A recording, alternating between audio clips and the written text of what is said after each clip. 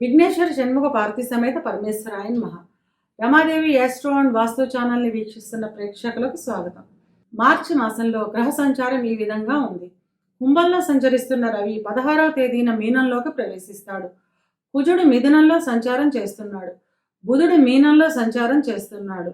గురువు వృషభంలో సంచారం చేస్తున్నాడు. కుంభంలో సంచరిస్తున్న శుక్రుడు 2వ తేదీన మీనంలోకి ప్రవేశిస్తాడు. గత 2.5 సంవత్సరాలుగా కుంభంలో సంచరిస్తున్న శని 29వ తేదీన మీనంలోకి ప్రవేశిస్తాడు. రాహు మీనంలోను, కేతువు కన్యలోను సంచారం చేస్తున్నారు. ఈ గ్రహస్థితిని ఆధారంగా చేసుకొని కన్యారాశి వారికి మార్చి మాస ఫలితాలు ఎలా ఉన్నాయో, చిన్న చిన్న పరిహారాలు ఏం చేసుకోవాలో చూద్దాం. ఉత్తర 2, 3, 4 పాదాలు, హస్త 1, 2, 3, 4 పాదాలు, చిత్త 1, 2 పాదాలు కలిపి కన్యారాశిలో ఉంటాయి. కన్యారాశికి అధిపతి బుధుడు.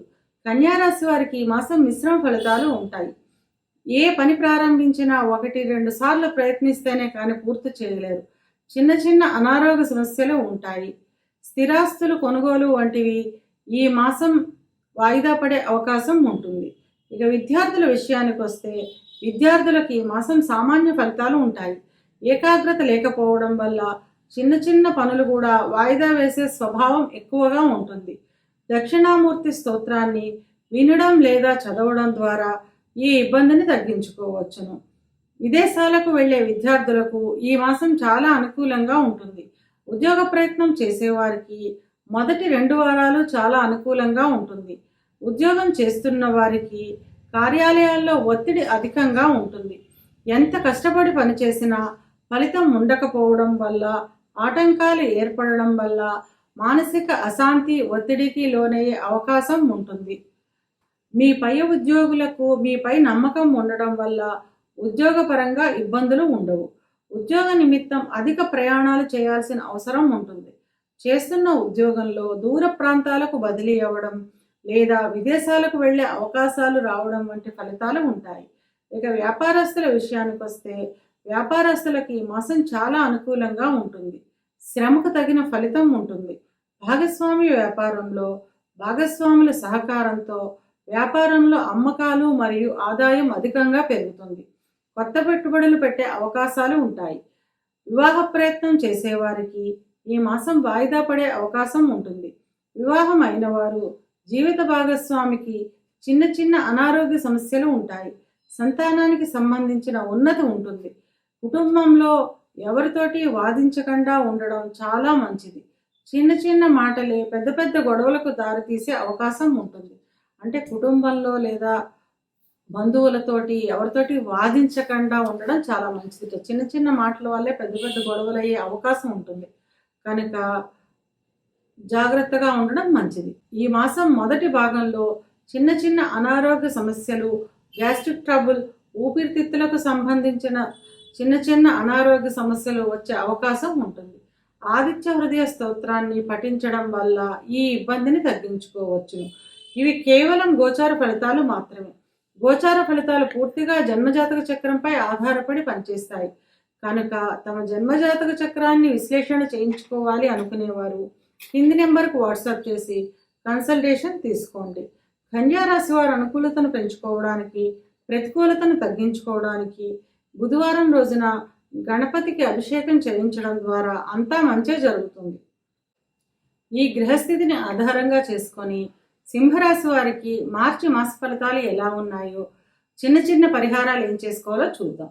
మఖ 1, 2, 3, 4 పాదాలు, పుబ్బ 1, 2, 3, 4 పాదాలు, ఉత్తర మొదటి పాదము కలిపి సింహరాశిలో ఉంటాయి.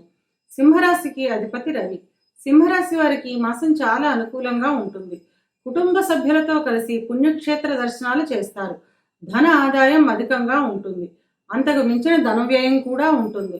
ఈ మాసంలో చిన్న చిన్న అనారోగ్య సమస్యలు ఉంటాయి. ఉన్నప్పటికీ 2వ వారం తర్వాత ఆరోగ్యపరంగా చాలా ఆనందదాయకంగా ఉంటుంది. స్థిరాస్తులను కొనుగోలు చేస్తారు.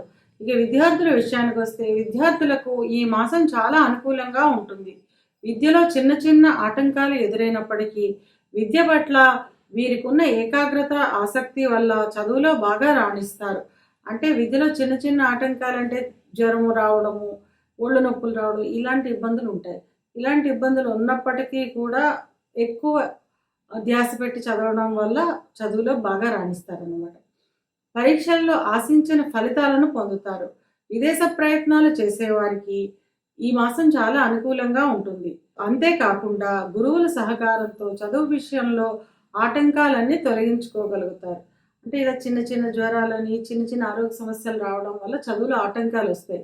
వచ్చినప్పటికీ కూడా టీచర్ల సహకారంతో, గురువులు ఎవరైతే ఉన్నారో విద్య బోధించే వాళ్ళు, ఆ టీచర్లు అంటాం కదా, వాళ్ళ సహకారంతో ఈ ఆటంకాలన్నీ తొలగించుకుని మంచి ఫలితాలను సాధించగలుగుతారనమాట. ఉద్యోగ ప్రయత్నం చేసేవారికి రెండవ వారం తర్వాత ఉద్యోగం లభించే అవకాశం ఉంటుంది. ఉద్యోగం చేస్తున్న వారికి మిశ్రమ ఫలితాలు ఉంటాయి. కార్యాలయంలో పరిస్థితుల్లో మూడవ వారం నుంచి అనుకూలంగా ఉంటాయి. ఈ మాసం మొదట్లో కార్యాలయాల్లో చిన్న చిన్న సమస్యలు ఉంటాయి. ఆ సమస్యలన్నీ మూడో వారం నుంచి అనుకూలంగా మారుతాయి అన్నమాట. వృత్తిపరంగా మార్పు కోరుకుంటున్న వారు మూడో వారం వరకు వేచి ఉండడం మంచిది. మూడో వారం తర్వాత మీ వృత్తిలో ఎదుగుదల లేదా మెరుగైన పరిస్థితి ఉంటుంది. మీరు కోరుకుంటున్న స్థానాన్ని పనులలో ఒత్తిడి, ఆటంకాలు పూర్తిగా తగ్గుతాయి. అంటే ఎవరైతే ట్రాన్స్ఫర్ల గురించి ఎదురు చూస్తున్నారో లేదా ప్రమోషన్స్ గురించి ఎదురు చూస్తున్నారో వాళ్ళు మూడో వారం వరకు వేచి ఉండాలి. అంటే మూడో వారం తర్వాత అవన్నీ వచ్చే అవకాశం ఉంటుందన్నమాట. ఎవరైతే స్థాన మార్పులు అంటే ట్రాన్స్ఫర్ల గురించి ఎవరు ఎదురు చూస్తున్నారో, ప్రమోషన్ల గురించి ఎదురు చూస్తున్నారో అవన్నీ మూడో వారంలో వచ్చే అవకాశం ఉంటుందన్నమాట. ఉద్యోగ నిమిత్తం విదేశాలకు వెళ్ళాలి అనుకునే వారికి ఈ మాసం చాలా అనుకూలంగా ఉంటుంది. ఇక వ్యాపారస్తుల విషయానికి వస్తే ఈ మాసం వ్యాపారం చాలా అనుకూలంగా ఉంటుంది. కొత్త వ్యాపారాలను ప్రారంభించడం లేదా కొత్త ఒప్పందాలపై సంతకం చేయడం, వ్యాపారాన్ని విస్తరించడం వంటి పనులు చేస్తారు. ఇక భాగస్వామి వ్యాపారానికి వస్తే భాగస్వాముల మధ్యన మంచి సహకారం ఉంటుంది. ఈ సమయంలో వ్యాపారంలో ఆర్థిక అభివృద్ధి బాగుంటుంది. పెట్టిన పెట్టుబడులపై మంచి రాబడి ఉంటుంది. వివాహ ప్రయత్నం చేసేవారికి రెండవ వారం తర్వాత వివాహం కుదిరే అవకాశం ఉంటుంది. వివాహం అయిన వారు కుటుంబంతో కలిసి ఆనందంగా ఆహ్లాదంగా గడుపుతారు. కుటుంబ సభ్యులతో కలిసి పుణ్యక్షేత్ర దర్శనాలు చేసుకుంటారు. మీ జీవిత భాగస్వామికి ఉద్యోగంలో అభివృద్ధి ఉంటుంది. అంటే మీ జీవిత భాగస్వామి ఉద్యోగం చేస్తూ ఉన్నట్టయితే కనుక ఆవిడికి అభివృద్ధి బాగుంటుంది. ఆవిడికి ప్రమోషన్ వచ్చే అవకాశం ఉంటుందన్నమాట. ఈ మాసం ఆర్థికంగా చాలా అనుకూలంగా ఉంటుంది. ఎప్పటి నుంచో ఉన్న చిన్న చిన్న అనారోగ్య సమస్యలు ఈ మాసం తగ్గుముఖం పడతాయి. ఇక సింహరాశి వారికి ఇక ముఖ్యంగా చెప్పేది మార్చి 29వ తేదీన శనిగ్రహ స్థాన మార్పు ద్వారా వీరికి అష్టమ శని ప్రారంభం అవుతుంది. అష్టమ శని ప్రారంభమైనప్పటి నుండి ఆకస్మిక అనారోగ్య సమస్యలు, ఆకస్మిక ధన వ్యయము ఉంటుంది. ఇవి కేవలం గోచార ఫలితాలు మాత్రమే. గోచార ఫలితాలు పూర్తిగా జన్మజాతక చక్రంపై ఆధారపడి పనిచేస్తాయి కనుక తమ జన్మజాతక చక్రాన్ని విశ్లేషణ చేయించుకోవాలి అనుకునేవారు కింది నెంబర్కి వాట్సాప్ చేసి కన్సల్టేషన్ తీసుకోండి. సింహరాశి వారు అనుకూలతను పెంచుకోవడానికి, ప్రతికూలతను తగ్గించుకోవడానికి సోమవారం రోజున శివునికి అభిషేకం చేయించడం ద్వారా అంతా మంచిగా జరుగుతుంది.